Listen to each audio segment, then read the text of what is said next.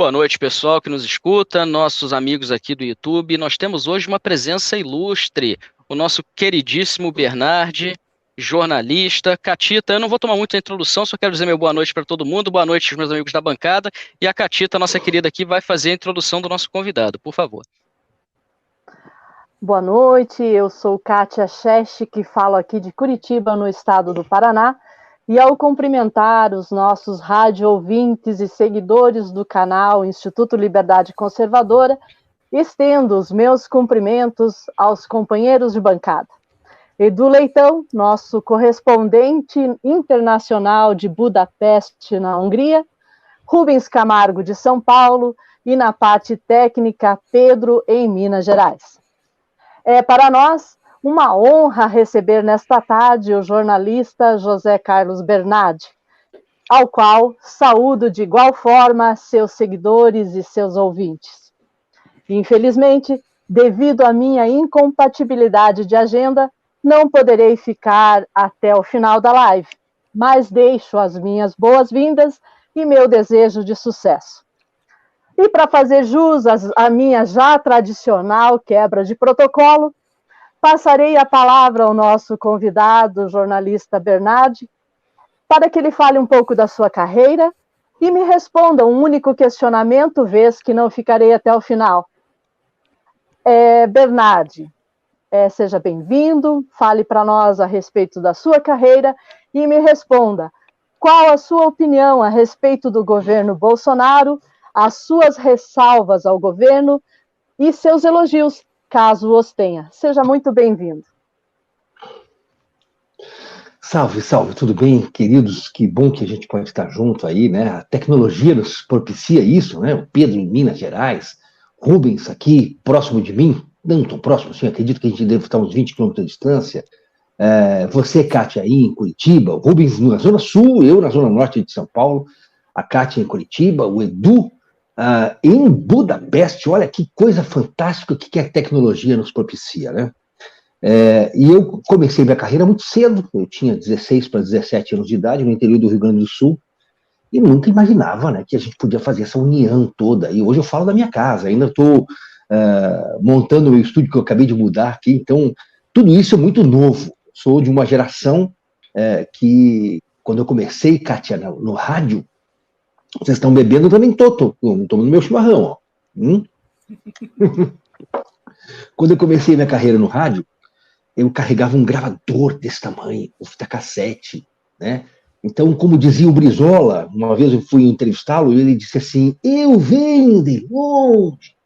Então, a gente tem uma jornada, são 36 anos de jornalismo, de profissão, começando no rádio, né? Isso, estou falando lá de 1985, quando eu era jovenzinho. Eu comecei no dia da morte de Tancredo Neves, quando o Tancredo morreu, naquele domingo, 21 de abril de 1985, foi meu primeiro programa de rádio. Então era bem jovem, tinha 18 anos, 17 anos ali.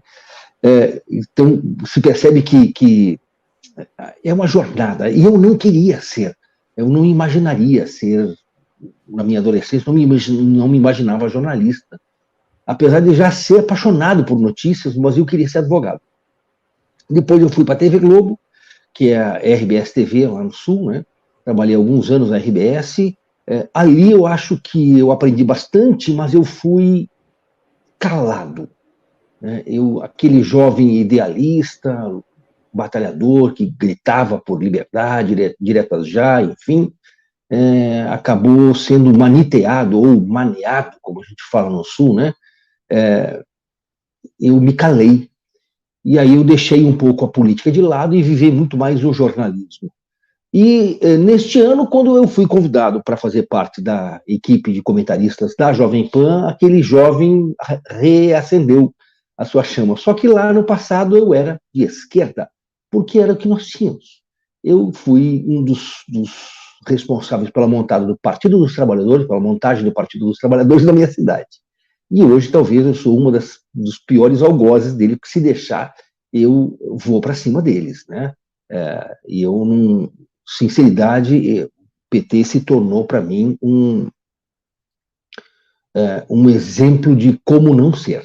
Que a gente tem duas coisas, né, Kátia? Você tem o exemplo de ser e o exemplo de como não ser. Então, filho, olha aqui, isso aqui é o exemplo de como você não fazer a sua vida. Para mim, o PT é o exemplo de como não ser política, de como não ser um ente político, né? O PT se transformou, para mim, numa lavagem de porcos, né? Bom, aí eu estou desde 1995 em São Paulo, cheguei para trabalhar no SBT, trabalhei por alguns anos, SBT, TV Manchete, Rede TV, e aí eu dirigi a TV da Assembleia Legislativa do Estado de São Paulo, fui chefe de redação por quase 10 anos. Então eu conheço bastante a estrutura, os porões da Assembleia Legislativa, por quem passou por lá nesse período, nos últimos 16 anos, e assessorei um deputado, não por ideologia, mas porque a gente tem boleto para pagar, e esse ano eu vim para a Jovem Pan. A Jovem Pan me deu uma liberdade que eu achei que era maior, né? Porque acabaram me cancelando, mas estou vivo, né? Eu acho que ela me deu também um ensinamento de algumas coisas muito poderosas, né? E hoje eu acho que a gente tem uma carreira aqui para se cumprir, que é a carreira de abrir os olhos das pessoas. O quanto o ser humano ele é influenciado pelas más notícias, pelas notícias maldosas, vamos dizer assim, e eu diria até pior, né? Se as pessoas se consideram... Milor Fernandes falava isso, né? Se você se considera que sabe tudo, é porque você não está bem informado. Porque a dúvida é o que nos coloca num patamar adiante, né? Por isso que os militares, eles se pronunciam pouco e eles se questionam muito. E acho que isso é muito importante. A gente não pode dar um tiro tão somente por ter certeza que você está no alvo. Tem que dar um tiro, não só por ter certeza que está no alvo, mas, além do mais, que ninguém que não está no teu alvo seja ferido. Então, além de acertar o teu inimigo, tem que cuidar para não acertar ninguém em volta que não seja o teu objetivo. E eu acho que isso os militares nos ensinam. E nós temos um exército brasileiro que é de altíssimo padrão. Eu sou um admirador do nosso exército brasileiro. E muitas das coisas que a gente vê aí, você me questiona a questão do Bolsonaro, né? Muitas das coisas que a gente vê no governo Bolsonaro, e que são algumas das minhas críticas, inclusive. Mas depois, passando o tempo, Kátia, a gente percebe que ali existem dissimulações, informações dissimuladas, para que a gente não consiga entender exatamente o que se passa naquele cenário, porque existem coisas muito maiores sendo construídas, né? Então, eu percebo isso. Eu acho que a gente, inclusive o Bolsonaro, ao meu ver, ele é um excelente jogador de xadrez, mas passa para o público que ele só joga dama. Mas, na verdade, ele joga um xadrez de nível elevadíssimo. Mas o público, a oposição, olha assim, é um troglodita que joga dama. Continuem pensando que ele joga dama, porque ele vai continuar jogando o xadrez nível 10D para a gente jogar. Por exemplo, que nós temos agora a eleição aí do ano que vem, né?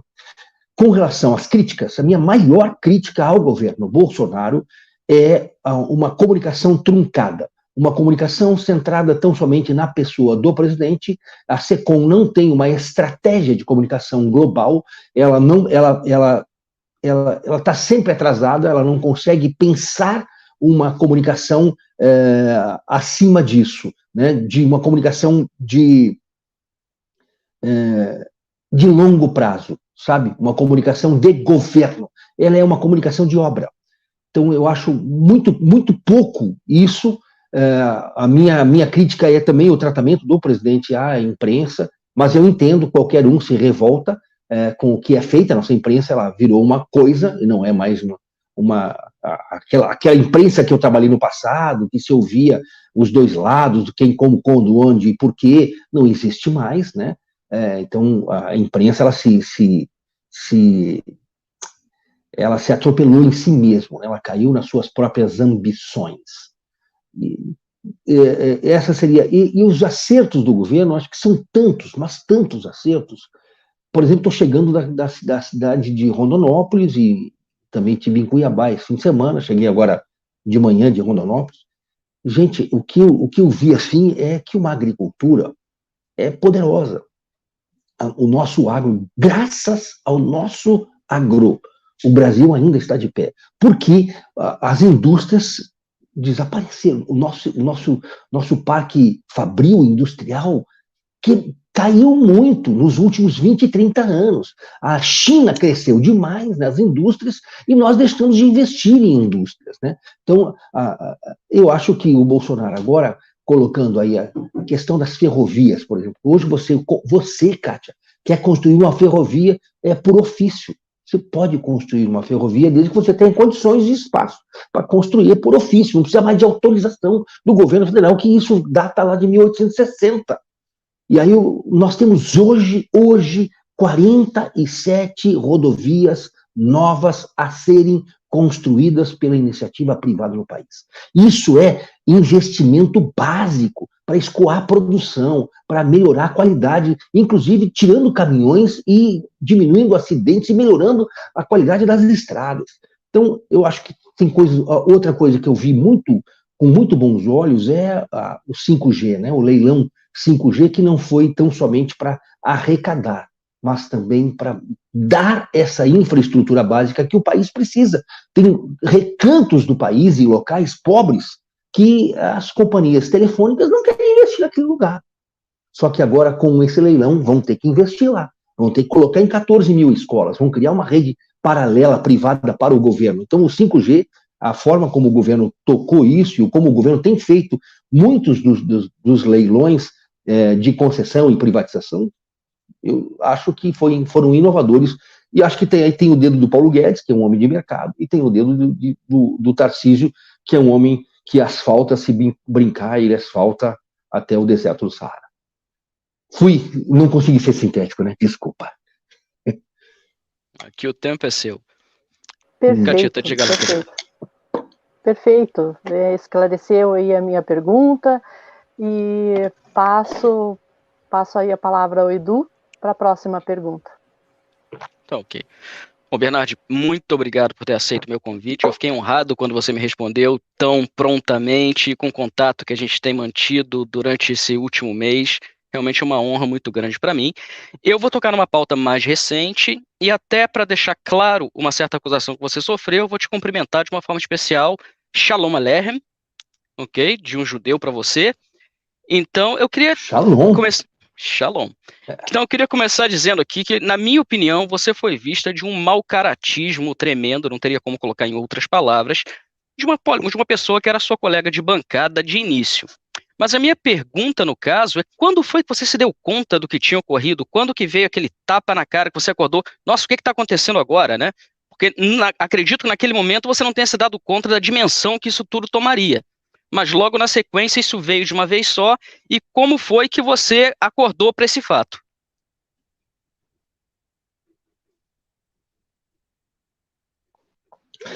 Não me dei conta de imediato mesmo, não, até porque aquilo ali foi um comentário dentro de um calor de debate, né? Bom, primeiro Shalom, né? Cumprimentá-lo aqui.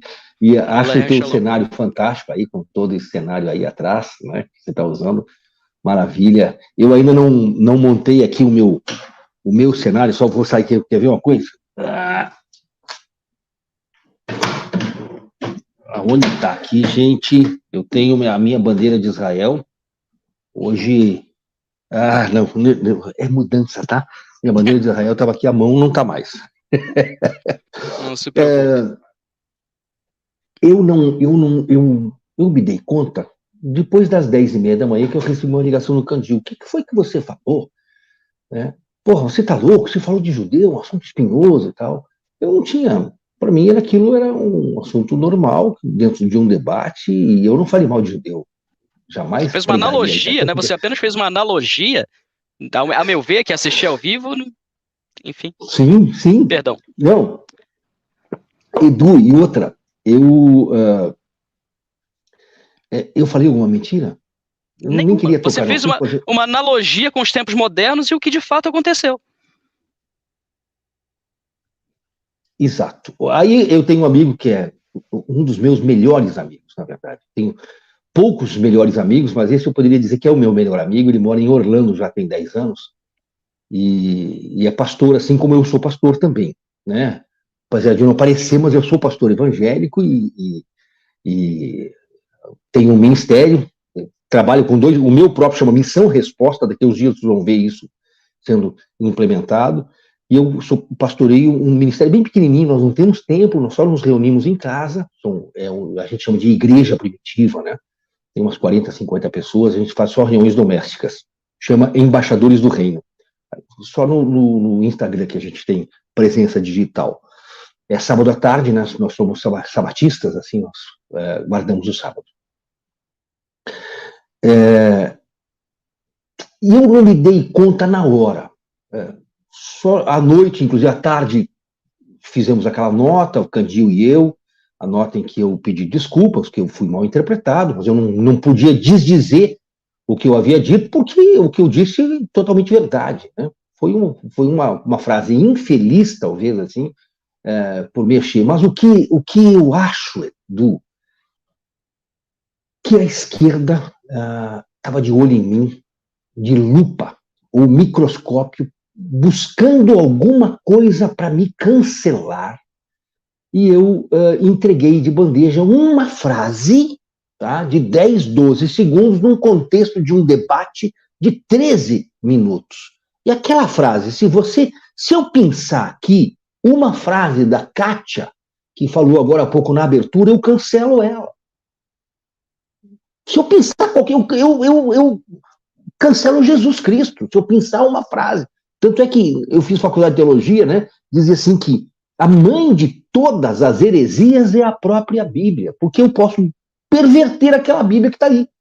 Então, se eu pegar ali fora de contexto, eu arrebento qualquer coisa. Mas eles estavam querendo. E aí, quem começou isso? Folha de São Paulo. Então, a Folha de São Paulo foi quem começou. E aí você percebe quem faz fake news. Você pega uma frase isolada de uma pessoa e produz um fake news, porque aquilo ali é um fake news. Só que eu recebi uma orientação superior do Eterno para não fazer nada, porque ele diz que quem é o meu advogado é ele. Então eu não vou fazer nada em absoluto. Ele está fazendo tudo por mim. Não farei nada contra quem quer que seja. Até no nosso grupo aí do lado B, depois a gente vai falar sobre o lado B, né? Fizeram uma sala, um Spaces do Twitter. E aí teve uma senhora de Boston, né, Fátima Heath, ela disse assim, questionei o Bernard, né? O que nós deveríamos fazer? E assim, eu estava preparada para montar um exército de pessoas pedindo o teu retorno para a Jovem Pan, para a Assembleia Legislativa, onde você estava e tal. E você, Bernard, respondeu, orem pela Amanda Klein, orem pela Jovem Pan, orem pela Assembleia Legislativa de São Paulo, não façam nada. E é isso, eu não quero que façam nada, deixem. Até porque, assim, quem me justifica não são os homens. Entende, Edu? Então, eu me dei conta, sim, que eu perdi 2 empregos em 15 minutos. Né? No dia posterior, no dia 17 de novembro. Então, eu perdi 2 empregos em 15 minutos, que foi a ligação da Jovem Pan, e depois do gabinete também uma ligação, passa aqui para assinar sua demissão. Só que assim, nunca tive tão em paz como estou agora. Não sei se é o remedinho que eu tomo, a maracujina, mas eu estou em paz. Né? Isso é o que importa, isso é o que importa. Obrigado pela resposta, querido. Rubão, por favor. Bernard, tudo isso que aconteceu é algo... só um minutinho, Rubão. A Kátia tá saindo. Tchau, Catita. Desculpa, Rubens, eu preciso sair agora, mas deixo aqui, Bernard, o meu abraço, espero lhe encontrar outras vezes, em outras possibilidades mais, conte conosco, você tem as minhas mãos e as mãos dos meus companheiros aqui do Instituto, tá bem? Tchau, tchau, pessoal, até a próxima. Tá. Vamos caminhar junto, Kátia, tá? Deus te abençoe grandemente, muito prazer, querida, tá? Tchau, tchau. Valeu. Bernard, então, a sua demissão seria de uma forma muito rápida, como você bem explicou. te deram a chance de se explicar ou simplesmente te cancelaram sem olhar para trás? Me cancelaram sem olhar para trás. Me deram uma opção, ou você pede demissão ou nós te demitimos. Somente essas. Entendeu? Então, só essas duas opções. Eu não vou pedir demissão porque eu não fiz nada de errado. Sim. Então, ok, foi só isso. E assim, tem o Candil, Humberto Candil, até fico muito triste quando vejo aquela fora Candil e tal, esses hashtags que sobem, mas eu tenho o Candil na mais alta estima. É um homem, para mim, que eu não tenho absolutamente uma vírgula para falar dele. Então, ele é um cara que tem todo o meu respeito. Não foi ele quem me demitiu, né? Ao contrário, por ele eu me manteria lá. Então, eu tenho ele lá. E assim, a Jovem Pan também, sabe? A Jovem Pan. Só que assim, ela é contra o cancelamento, mas ela também promoveu. Então, infelizmente, ela também não entendeu o que estava acontecendo ali. Tá? Mas eu não vou falar mal da Jovem Pan, até porque eu não tenho o que falar mal da Jovem Pan. Ela me proporcionou um espaço que eu nunca tive. Como eu falei para vocês, lá na minha adolescência, quando eu comecei a trabalhar na TV Globo, eu não tinha 20 anos de idade, eu tinha 19 anos de idade. E lá eu me calei.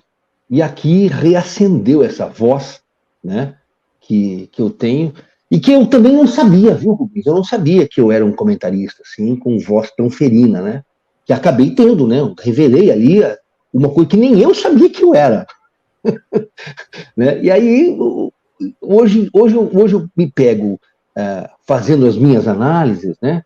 E poxa, mas eu não tinha noção de que eu tinha capacidade desse improviso com assertividade, né? Assim, de tocar o dedo na ferida com poucas palavras. Porque a televisão tem isso, né? Eu preciso comunicar com você de uma forma que você me entenda, né?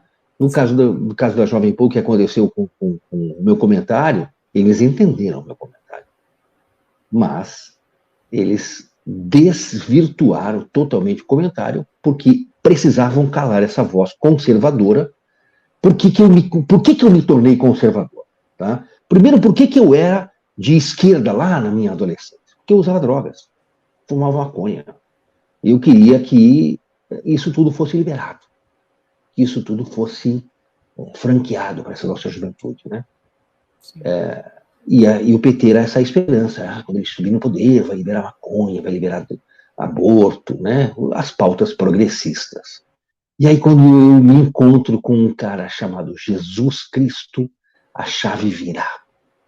E a chave virou de uma forma tremenda, e eu entendi que o Eterno, o Deus, tem um projeto muito maior para o ser humano, que não é se deleitar nos seus próprios prazeres. Eu pego aí o exemplo de Moisés e Faraó. Imagino aqui uma conversa do Faraó com Moisés lá, quando Moisés ainda era amigo do Faraó, e o Faraó dizendo: olha, Moisés, eu vou deixar um legado para as futuras gerações, que são essas pirâmides que nós estamos construindo. Isso aqui vai ser um legado eterno da nossa civilização. E Faraó olha para aquelas pirâmides, cara, realmente o cenário aqui é bonito, você vai deixar um cenário bonito. Mas enquanto você vai deixar esse legado eterno aqui para as próximas gerações, eu quero deixar um legado para as próximas gerações, que é construir a si mesmo como um povo. Por isso que eu entendo que o sábado, a guarda do sábado para o judeu, não é só o descanso, mas é o tempo de se construir a família. Quando o judeu para tudo no mundo para cuidar da sua célula máter, ele cuida das próximas gerações. Enquanto o egípcio estava construindo pedra, o outro estava construindo homens. E nisso nós vemos hoje o que é a civilização egípcia e o que é a civilização que se levantou com essa caminhada no deserto, né? Então, eu acho que nós precisamos investir nos seres humanos. Acho que eu falei demais, né? Não, Jamais, perfeito. jamais. Bom, eu ia perguntar de onde veio a tua força para seguir adiante depois desse baque, mas eu acho que é uma pergunta redundante, né? A gente sabe exatamente aonde você buscou essa força toda. O que eu quero te perguntar agora é não para o jornalista José Carlos Bernardi, mas para o pai, o marido. Bernardi, como é que foi chegar em casa com essa notícia, ter que lidar com isso, colocar a tua cabeça no lugar e ver que amanhã vai ser outro dia, mas vai ser diferente? Como que foi isso para tua família, esse impacto? Como que eles receberam tudo isso? E como que esse processo se deu desde então? Se você puder dar um apanhado para a gente sobre isso, eu acho muito importante. Eu cheguei bem acuado em casa, assim, ou como fala aqui em São Paulo, amuado, né? Cheguei, poxa, usei até um palavrão, falei, e aí, que eu ouvi, você não falou, você falou a coisa certa, mas te interpretaram como quiseram. Então, e aí, meu irmão, o meu filho mais velho tem 32 anos, né, o Bernardo, estava bem preocupado a respeito de mim, e eu disse, fica tranquilo, porque eu não dependo de homens, né? Eu sempre dependi de Deus, e Deus sempre trabalhou com milagres na minha vida. A minha vida é um milagre. Por exemplo, quando eu tinha 2 anos de idade, fui picado por cobra. Morro de medo de cobra hoje. Mas eu sou um milagre de Deus, então... Eu até vi alguém te perguntar qual foi a cobra que te picou. Eu me lembro dessa pergunta sendo feita. Você falou, sei lá qual foi a cobra, foi uma cobra, eu me lembro disso. Foi o Abraham Weintraub que perguntou para mim. Foi o Walter. Foi, isso mesmo. E isso para mim é emblemático, né? Porque a cobra tem um significado interessante. Biblicamente, né? Se a gente olhar, a cobra foi quem... Se você se tornar amigo da cobra, ela te entrega o pecado. E lá na Torá, né, em Gênesis, a cobra come pó todos os dias, arrasta a barriga no chão e come pó todos os dias. E aí ele fala assim que ferirás o homem no calcanhar. Foi exatamente onde eu fui picado, né? Mas ele pisará sobre a tua cabeça. Então, hoje eu estou pisando na cabeça da cobra. Hoje eu piso na cabeça da cobra. E eu ouvi na semana passada do deputado estadual aqui de São Paulo, Castelo Branco, que é sobrinho neto do ex-presidente, e ele não sabia dessa história. Eu fui numa fazenda com ele, fiz um treinamento com ele alguns anos atrás, e na fazenda dele, da família dele, né? E era um treinamento de guerra, e eu me arrastei no lodo, sabe, aquela coisa, e aí eu contei para ele, ele perguntou para mim o que foi mais difícil. Foi eu me arrastar naquele lodo lá, porque eu fui picado por cobra, e ali eu sabia que tinha cobra, mas eu fui e encarei. Você foi picado por cobra? Fui picado. Aí assim, você sabe que a cobra tem um significado de elevação espiritual. E eu entendo isso mesmo. Tanto é que essa coisa está tão viva em mim, que realmente tem uma elevação espiritual nessa. Tem um significado aí que a gente não consegue entender hoje, né? Eu sobrevivi, a cobra não. Entendeu? Eu tô aqui. Perfeito, perfeito. Rubão, diga lá. Eu só queria concluir aqui. Sim, sim. Rubens, o mais difícil para mim, eu estava trabalhando 18 horas por dia, Edu. O mais difícil foi acordar no outro dia e não ter para onde ir. Eu entendo o que é isso. Eu pensei exatamente isso quando te aconteceu tudo isso, porque eu te acompanhava aqui já no início da tarde, para mim, né? Assistindo o Jornal da Manhã. E no dia seguinte, quando eu não te vi lá, eu pensei, o que o Bernardi estará fazendo agora, né? Alguém que se dedicava tanto ao quadro do Jornal da Manhã, que era a pessoa pela qual nós tínhamos estímulo de assistir o jornal, e não está mais lá. O que será que ele está fazendo agora? Foi o meu pensamento naquele momento também. Mas eu compreendo perfeitamente o que você quis dizer aqui, né? Uma nova etapa, mas que vem como se fosse um obstáculo a priori. E assim que eu fui demitido dos 2 empregos, o que eu fiz? Eu sou motociclista. Peguei a minha moto, subi a Serra da Cantareira, quem mora aqui em São Paulo, quem conhece São Paulo, sabe o que é. Subi a Serra da Cantareira e fui para casa do Major Aldrin, que é o meu escudeiro, né? O Major Aldrin é o meu parceirão. E sentei lá e o Major disse, pô, Bernardo, agora nós temos que, mais do que nunca, encarar o lado B como o plano A. Era o plano B, agora é o plano A. E é uma verdade, o lado B, que é o nosso canal O Lado BTV, né? Nosso Bernardo, canal de posso YouTube. te pedir para guardar essa pegada mais para adiante, que a gente vai falar sobre isso, e eu tenho muita coisa para a gente falar sobre isso. Não quero dar spoiler aqui, não. Quero que o pessoal fique no vídeo Show. até o fim. Vai Beleza? lá. Tá. Então, Rubão, Rubem, diga lá. contigo. Perdão, querido, Tô não quis te tomando cortar, chimarrão não. aqui, tá? Mas só para deixar o pessoal com esse gostinho de quero mais até o final. Te entendo que eu sou jornalista. Dessas entrevistas aqui, eu fiz pelo menos umas 3.000 até hoje. Em 36 anos de carreira. Bom, eu compartilho do que o Edu disse. O Bernardi era um estímulo para a gente escutar o programa. Era um estímulo. Eu vou escutar porque eu sei que vai ter alguém que vai defender o que eu penso, o que eu acredito. E levando isso em consideração, Bernardi, a minha pergunta vai até calhar no que você já estava querendo comentar. A nossa imprensa hoje. Temos uma imprensa que nitidamente tem lado, tem pautas, tem bandeiras. Como que você acredita que se deu isso? É histórico mesmo, é cultural, é de faculdade? E tem conserto isso, Bernardo, na sua opinião, como jornalista experiente que você é?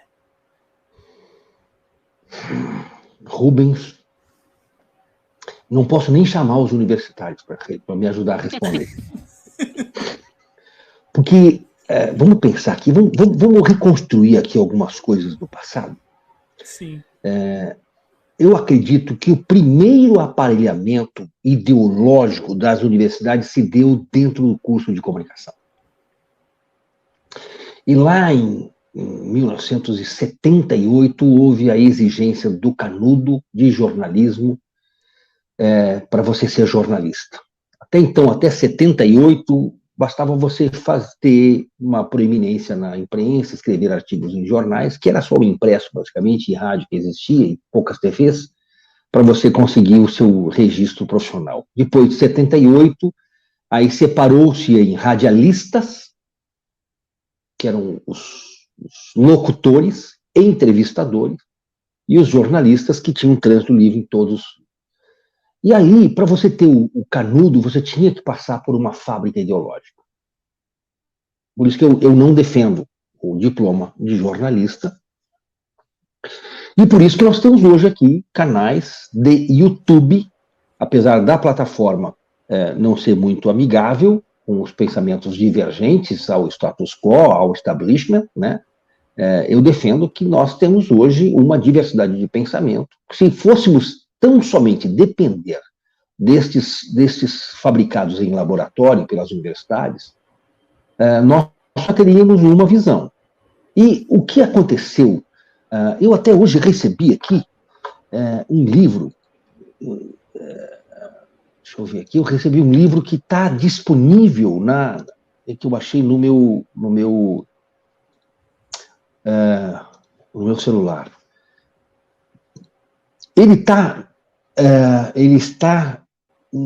Foi lançado agora, acabou de ser lançado por um jornalista de São Paulo, chamado Cláudio Ordi, chamou Como a Pandemia Mudou o Jornalismo, os bastidores do conflito de interesses que a imprensa não investiga.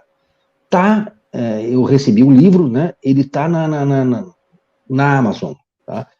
E aí você percebe, eu estava passando os olhos aqui lendo, meu irmão, o jornalismo se perverteu, se perdeu na sua origem, buscando aí interesses que a gente não consegue identificar à primeira vista. E eu lamento porque eu acho que tem pessoas que, quando quebram a perna, colocam aquela gaiola, caiu de moto, sabe aquela gaiolinha para consertar a tíbia ali, e a perna nunca mais fica a mesma. E eu acho que o jornalismo, que é uma perna muito importante da sociedade, também teve aí rompimentos dos ligamentos e teve uma fratura muito grande com a verdade. E hoje, talvez essa gaiola venha colocar novamente em pé, mas nunca mais vai ficar reto como era. E o que eu percebo é que nós precisamos, mais do que nunca, trabalhar na nossa juventude. Porque a juventude não é uma esperança de futuro, mas é uma realidade para o futuro. Eu fui ao evento de conservadores em Cuiabá, na sexta-feira, e percebi lá,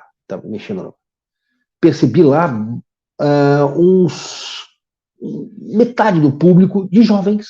E eu fiquei bastante animado. E vou te dizer mais, a maioria cristãos. Então, a minha esperança reside exatamente quando as pessoas entenderem um plano que Deus tem para a vida delas.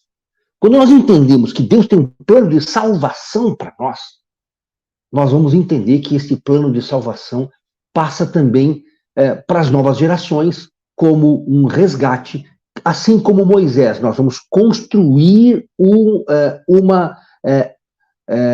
povo, não umas pirâmides. E o que o mundo hoje quer é construir pirâmides. Nós queremos construir cidadãos, né? E o Estado não tem a capacidade alguma de melhorar a vida das pessoas.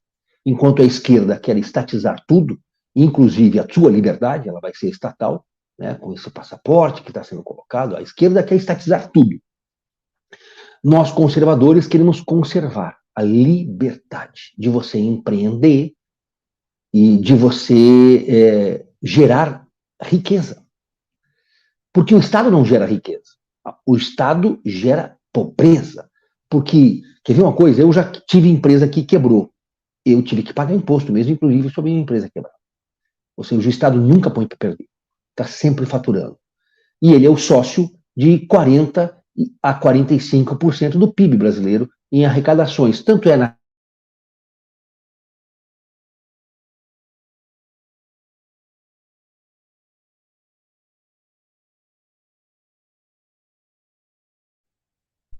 Acho que nós acho que meu sinal voltou. Não tá bom. Não, você congelou um pouquinho, você falava do Estado, Tudo bem? 45% do PIB. Tá, você está ouvindo a gente? Você tá ouvindo a Caiu gente? meu sinal aqui, não sei o que aconteceu. Eu estou ouvindo vocês. Caiu meu sinal aqui, só vou dar uma olhada. Engraçado. Tá tudo normal. Deu uma congelada novamente.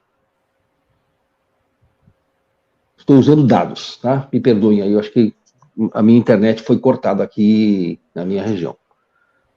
Ok, mas está de volta agora. Estamos ouvindo. Perfeito. Tá bom. Ok. Ok, eu acho que eu falei aí a respeito da imprensa. A imprensa, ela hoje se mostra que ela tem muito mais interesses do que intenções de informar. Ela tem mais interesse de dominar do que intenção de informar. E outra, eu coloquei no meu Twitter uma frase que deu muito acesso. Eu escrevi assim: se você tão somente lê uma notícia, você não está informado. Você está influenciado. E você não pode só ler uma notícia. Você tem que ler e questionar-se. Será que isso está me falando? Quem está escrevendo? Queria dizer o quê? A quem servem estas palavras? Né? Então, você percebe, há poucos dias nós temos um programa lá no lado B que chama Central Antimarxismo. São dois pastores, o pastor Ignaldo e o pastor Divani. E eles falaram assim: antigamente a gente tinha que proteger os nossos filhos porque tinha um traficante na porta da escola querendo sequestrar os nossos filhos, né? Ou adotar os nossos filhos. Hoje nós temos que proteger os nossos filhos porque os livros didáticos querem sequestrar os nossos filhos. Você percebeu que nós vivemos uma dominação. Infelizmente, nós vivemos uma dominação. Valeu, então. Bernardo, então agora, depois de tudo isso que aconteceu de forma adversa, de forma inesperada, depois daquele momento turbulento que você passou, você tocou o barco adiante e deu a volta por cima de uma maneira astronômica, né? De uma forma muito rápida e muito relevante. Então, agora sim, eu queria que você falasse pra gente da TV Lado B e do que 2022 espera, do que isso vai trazer pra gente. Vamos lá. A TV Lado B é um projeto que não tem relevância financeira, ele tem uma relevância de exposição de ideias, né? O que aconteceu, Edu? pela proeminência que eu acabei tendo na imprensa, em função do meu trabalho na Jovem Pan, eu comecei a ser convidado para participar de lives. Aí eu fui ver que estava todo mundo sozinho, cara. Eram influenciadores digitais absolutamente dentro da sua bolha, sozinho, e ninguém por eles, e ninguém os defendia. Uns eram caçados, outros tinham suas plataformas, seus canais desmonetizados e tal. E eu comentei isso com o Major. Pô, Major, olha só, vamos começar a pensar em trazer essas pessoas para perto? Aí o Major, ele é muito pragmático. Eu falo do Major Aldrin, né? Aldrin Corpas, que é quem toca comigo os projetos. O cara é workaholic, né? Não, se deixar, ele não dorme. Eu sou preguiçoso, eu gosto de dormir, pelo menos 8 horas por dia, ou por noite. E ele não, é 3 da manhã, ele tá me mandando mensagem, cara, 4 da manhã. Se bobear, ele me liga às 4 da manhã. E aí, vamos reunir esse pessoal? E aí, cara, nós começamos a montar o canal e colocamos uma data, 8 de novembro, foi 10 dias antes de eu ser demitido, né?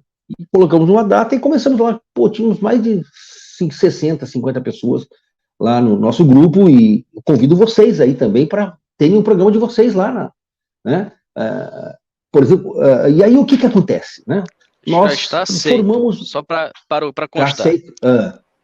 Tá bom, então tem que montar o canal, montar o programa de vocês, aí tem toda uma estrutura, a Rose que administra as lives, o Guzmão faz todas as imagens, é só escolher um horário lá na grade, né? Nós vamos ter programas, estamos tendo lives todas as noites e todas as tardes. À tarde eu só tenho uma live por enquanto, né? Daqui a pouco a gente vai ter todas as manhãs, todas as tardes e todas as noites, como uma grade de uma emissora de televisão. Só que é 100% conservadora, tá? A nossa voz. E cuidando aqueles detalhes de nós não derrubarmos o canal, mas ao mesmo tempo nós precisamos reunir recursos financeiros para que a gente não dependa tão somente desta plataforma, né? Que isso... nós temos lá 4 pessoas que com dedicação exclusiva já trabalhando no lado B, com remuneração, inclusive, né? Que nós estamos bancando do nosso bolso, porque tem live todos os dias, toda hora, tem reuniões todos os dias, e aí nasceu, nós temos hoje representantes no Amapá, Rondônia, Mato Grosso, Paraíba, Piauí, Maranhão, Ceará,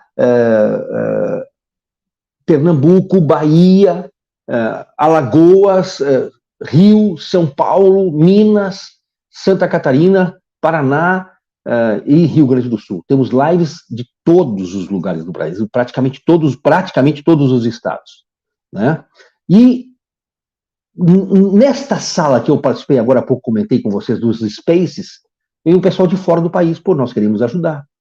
E a Ana Ruiva, que faz o programa chamado Espaços, eu acho que é hoje à noite, inclusive, o programa dela, tá? Na TV lá do B, ela começou a reunir esse pessoal internacional. Hoje nós temos gente em Israel, agora temos em Budapeste, na Hungria, temos gente na França, e na Itália, no Reino Unido, na China, na Alemanha, no Japão, no Canadá e nos Estados Unidos. Percebe que nós conseguimos montar um corpo global de brasileiros que são, teoricamente, os nossos correspondentes, né? E que trazem informações de como o Brasil está sendo visto lá fora.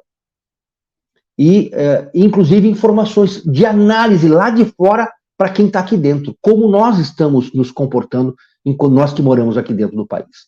Então, nós montamos um grupo que se fortaleceu bastante, e logo que nós montamos a TV Lado B, eu coloquei numa reunião que eu tive com os primeiros, que eu disse uma frase que eu aprendi do deputado Castelo Branco, que diz assim, ó: se nós tivermos objetivos comuns e inimigos comuns, nós temos tudo para dar certo e andarmos juntos. E nós temos objetivos comuns, que é engrandecer o Brasil, o patriotismo brasileiro, a soberania nacional. E se nós temos inimigos comuns, nós temos inimigos comuns. Então nós temos tudo para andar juntos e fazer valer a nossa voz, a nossa vontade, que é tornar o Brasil grande. O lado B está aberto ainda, nós queremos gente para tudo que é dentro do nosso grupo. A ideia é virar realmente uma plataforma de streaming, como uma televisão mesmo, com abertura para todos, né? Que tenham essa voz convergente, né? Por conservadorismo, por um Brasil melhor, por honestidade. E 2022 promete nisso, né? Nós vamos ter uma campanha eleitoral que vai ser talvez a pior de todas, em termos de polarização, e nós somos um exército do bem. O lado B é o lado do bem, o lado da bênção, o lado do Bates, né? Que é a primeira letra do hebraico. Então, eu penso por aí. E se a gente estiver junto, né, Edu, eu acho que a gente consegue ter muito mais força. Ao mesmo tempo, nós criamos aí uma associação, está sendo formada, uma associação dos influenciadores digitais, já que a gente identificou que estava todo mundo sozinho, agora todo mundo vai estar junto. Se derrubarem a plataforma de quem quer que seja, nós judicialmente, como entidade, nós conseguimos ter mais corpo e mais força para conseguir selo azul, para lutar pelos direitos, pelas remunerações das plataformas. Então, acho que a gente consegue, porque isso a esquerda sempre fez, ela é organizada. Nós, enquanto direita, não somos organizados. Então, nós precisamos, e eu percebo assim, tem muita briguinha por vaidades, e a gente precisa desfazer desta roupa de vaidade e olhar ao que interessa. Os teus interesses pessoais não interessam. Interessam é algo maior, que é nós colocar o Brasil, esse gigante, essa locomotiva, nos trilhos. Aí estão brigando, porque o Weintraub vem a governador, e o Tarcísio também. Gente, se o Tarcísio vem, o Weintraub não vai. Eles ficam brigando, antecipando uma briga que não existirá. Sabe? Não existe. E se existir, é simples, nós temos um capitão que nos dá uma orientação. Para que lado nós vamos, capitão? Para cá? É aqui que nós... É para cá que nós vamos. Claro que todos nós temos condições não, eu acho que o Weintraub é melhor. Mas, assim, vamos parar de brigar, porque reino, como diz a Bíblia, reino dividido não prospera. Nós precisamos ter união, sabe? E eu, enquanto um ser político, eu prego essa união, porque o Sermão da Montanha de Jesus, para mim, é o mais importante de toda a Bíblia. Para mim está lá, é o Sermão da Montanha, que está entre o capítulo 5 e o capítulo 7 de Mateus, o evangelista. Ele fala assim: bem-aventurados os pacificadores, né? Bem-aventurados os mansos, porque herdarão a terra. Então a gente tem que ser manso e pacificador. Então eu sempre batalho por pacificar este ambiente e não fazer com que haja um levante. A gente tem que nos manter... manso é uma palavra muito ruim. Manso quer dizer calmo. É um dos frutos do Espírito. Mansidão, domínio próprio, amor, fidelidade, benignidade, fé, são 9 frutos do Espírito. E a mansidão é isso. É a gente não procurar fazer revolta onde não precisa. Exatamente. Manter a serenidade e a sabedoria plena acima de tudo, né? Rubão, sua pergunta, por favor. Vamos ter uma eleição ano que vem, cara. E a gente tem que trabalhar nessa eleição. Sim, tem que ganhar a minha vizinha aqui da frente, o porteiro do prédio. Nessa linha que eu tô querendo ir com você nessa pergunta agora, Bernardo, já partindo aqui para minha consideração final, qual é a sua expectativa nessa polarização direita-esquerda, Bolsonaro, Lula, vem, não vem? E se você tem alguma pretensão política?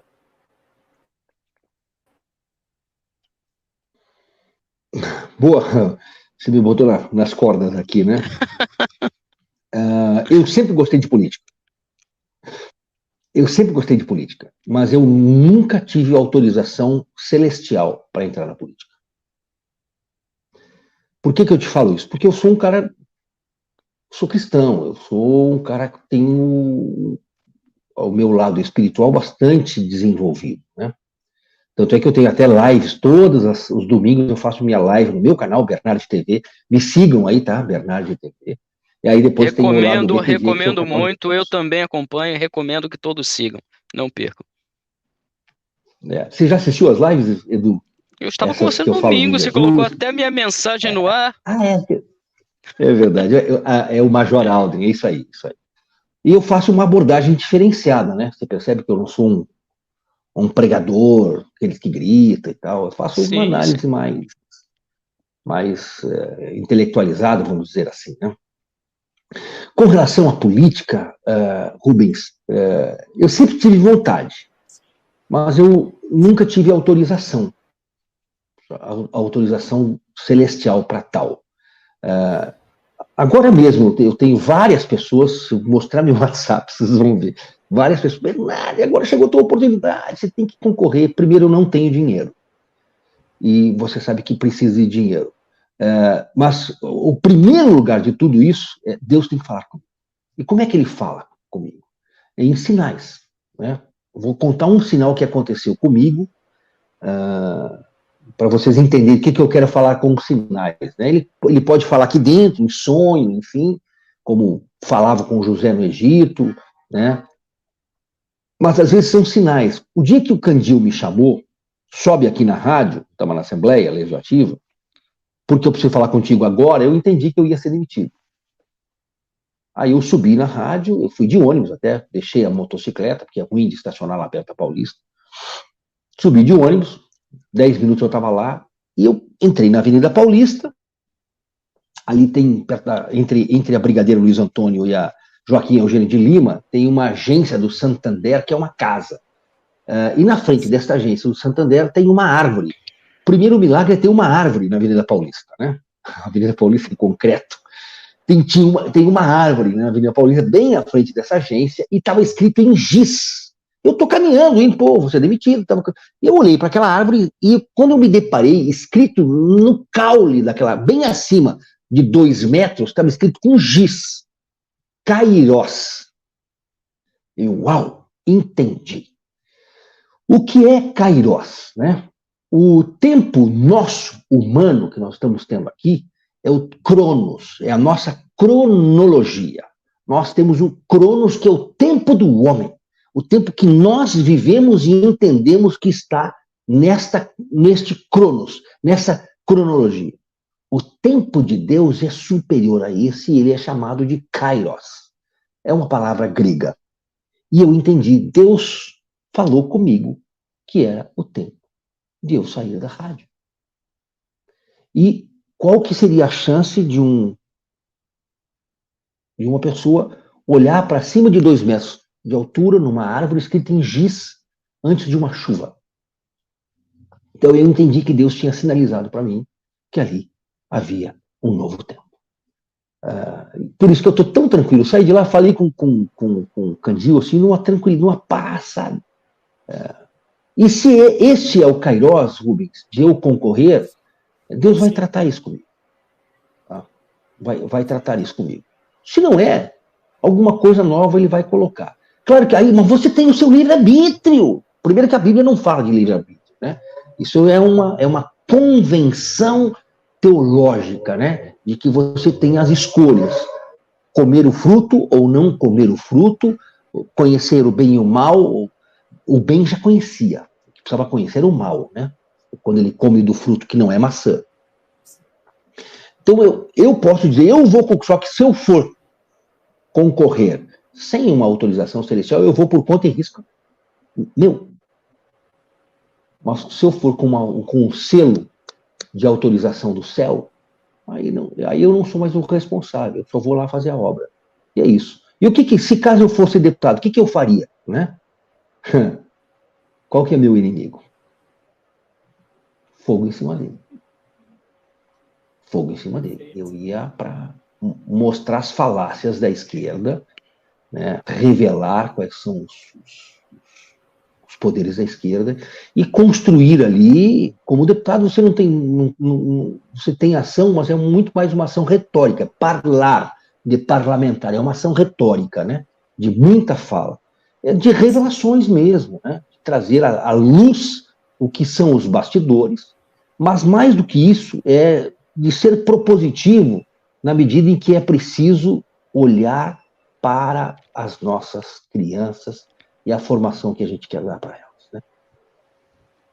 Sem dúvida, perfeito. Bom, agora Está nas satisfeito, minhas... Rubens?